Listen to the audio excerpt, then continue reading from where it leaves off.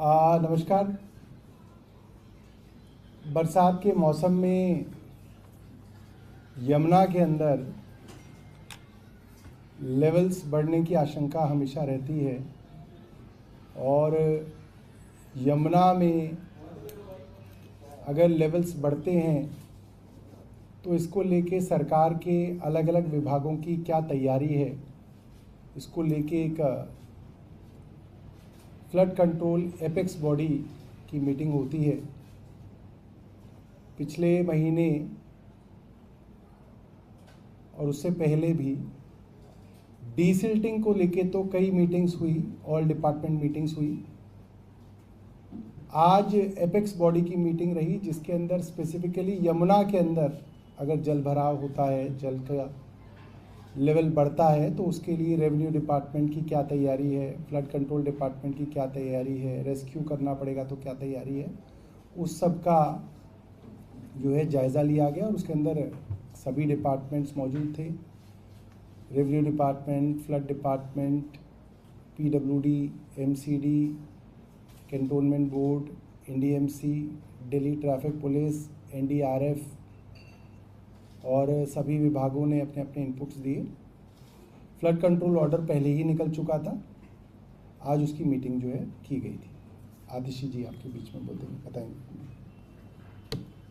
जैसा कि आप सब जानते हैं कि दिल्ली ने पिछली बार दिल्ली के 70 साल के इतिहास में हाईएस्ट रिकॉर्डेड यमुना का लेवल देखा था। इससे पिछले साल 2023 में 17 जुलाई को यमुना डेंजर मार्क से बहुत ऊपर 208.66 मीटर्स पर पहुंच गई थी। इससे पहले हाईएस्ट रिकॉर्डेड लेवल 1978 में था जो 207.49 मीटर्स तक, जो ओल्ड रेलवे ब्रिज पर गेज है उसके मुताबिक था। क्योंकि पिछले साल दिल्ली वालों ने खासकर जो यमुना के आसपास रहते हैं काफ़ी परेशानियों का भी सामना किया था, तो दिल्ली सरकार बाढ़ आने से पहले अगर बाढ़ आने की थोड़ी भी संभावना है तो उसकी पूरी तैयारी कर रही है। जो डीसिल्टिंग का काम है, जैसे सौरभ जी ने बताया, जो सिटी में वाटर लॉगिंग प्रिवेंट कर रहा है, वो तो पिछले कई अरसे से उसका रेगुलरली रिव्यू चल रहा है। लेकिन अब एक फ्लड से रिलेटेड एक 24/7 कंट्रोल रूम DM ईस्ट की लीडरशिप के अंडर DM ईस्ट ऑफिस में बनाया गया है। इस फ्लड कंट्रोल रूम में जो दिल्ली सरकार, MCD, DDA, जो सारे विभाग हैं, इंक्लूडिंग जो सारी सर्विसेज हैं, दिल्ली जल board, BSES, Tata power, health department, सारे रेलेवेंट डिपार्टमेंट्स के लोग वहाँ पे 24/7 डिप्लॉयड रहते हैं। जो हमारा 24/7 कंट्रोल रूम है जो DM ईस्ट ऑफिस में बना है, वो लगातार हथनी कुंड बैराज की जो पूरी हरियाणा इरिगेशन की टीम से उससे टच में है। वहीं से उस कंट्रोल रूम से पूरा जो वेदर फोरकास्ट है, जो वेदर कंडीशंस हैं, नॉट जस्ट दिल्ली में बट पूरे जो यमुना के फ्लो पर, so up to Hathni Kund barrage और हथनी कुंड बैराज से लेकर दिल्ली तक जो सारी बारिश हो रही है, जो सारी वेदर कंडीशंस हैं, जो सारा आउटफॉल ऑफ वाटर यमुना में हो रहा है, उसको 24/7 कंट्रोल रूम से मॉनिटर किया जा रहा है। जैसे ही हथनी कुंड बैराज में अगर 1 लाख क्यूसेक से ज़्यादा पानी का रिलीज़ होता है तो तुरंत जो हमारे फ्लड डिपार्टमेंट, रेवेन्यू डिपार्टमेंट की पूरी रिलीफ और रेस्क्यू मशीनरी ऑपरेशन में उनका काम शुरू हो जाएगा। जो रिलीफ और रेस्क्यू ऑपरेशंस हैं, जिसमें फ्लड प्लेन्स में मुनादी होती है, फ्लड प्लेन से इवैक्यूएशन होता है, जगह जगह पर जिन लोगों को इवैक्यूएट किया जाता है उनके लिए रिलीफ कैंप्स लगाए जाते हैं। वो रिलीफ कैंप्स कई बार टेंट्स में लगाए जाते हैं, कई बार स्कूल्स में लगाए जाते हैं। इस सब का रिव्यू आज की मीटिंग में किया गया। आज की मीटिंग में NDRF से भी लोग आए थे, because relief and rescue operations में रेवेन्यू डिपार्टमेंट के साथ मिलकर NDRF भी एक महत्वपूर्ण भूमिका निभाता है। जो कंसर्न डिपार्टमेंट्स हैं उन्होंने पूरा अपना एक रिव्यू ऑफ इक्विपमेंट जो सारी फ्लड कंट्रोल में इन्वॉल्व है, उसका सारा, उनकी इन्वेंट्री क्या है, उनकी ये मटेरियल कहाँ कहाँ पर प्लेस्ड है, जो फ्लड फाइटिंग मटेरियल है, जिसमें boats, life jackets, life boys, boat carriage trolleys, motor boats, जो सारी relief rescue flood fighting equipment है, इसका क्या स्टेटस है और ये कहाँ कहाँ पे डिप्लॉयड है, उसका भी पूरा ब्यौरा एपेक्स कमेटी के सामने रखा। दिल्ली सरकार की और जो सारी कंसर्न्ड एजेंसीज हैं, चाहे वो DDA हो चाहे वो MCD हो, सबकी फ्लड रिलीफ के लिए, फ्लड इवैक्यूएशन के लिए और फ्लड कंट्रोल के लिए पूरी तैयारियों का जायज़ा लिया गया। हम उम्मीद करते हैं कि दिल्ली में फिर से बाढ़ की परिस्थिति ना आए, लेकिन अगर दिल्ली में यमुना का वाटर लेवल राइज करता है तो दिल्ली सरकार उससे डील करने के लिए पूरी तरह से तैयार है।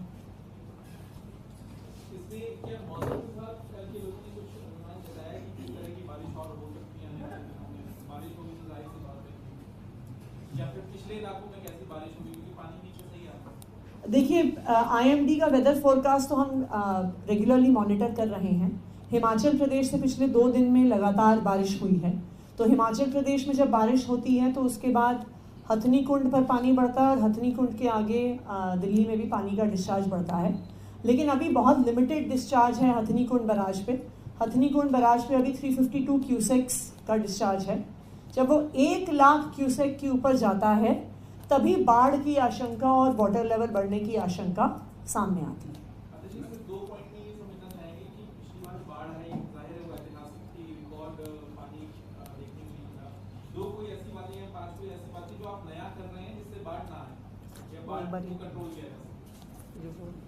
आप लोगों ने कट्स बनाई है कई इधर। हेलो, देखिए, पहली बात तो ये हम सब लोगों को समझ लेनी चाहिए कि दिल्ली के अंदर पानी का लेवल इसलिए बढ़ा था क्योंकि हथनी कुंड से पानी छोड़ा गया था, कोई वो दिल्ली में जनरेट नहीं हुआ था वो पानी। और उस वक्त भी जो हमने बात कही थी वही बात सरकारी रिपोर्ट में भी आज आ गई कि ITO बराज के गेट्स ना खुलने की वजह से वो पानी की स्वेलिंग हुई थी दिल्ली में। ये बात तब भी थी बट बाद में मान ली गई। तो इस बार हरियाणा सरकार के पीछे पड़ के हम लोगों ने सारे के सारे गेट्स खुलवा दिए और जो नहीं खुले वो कटवा दिए।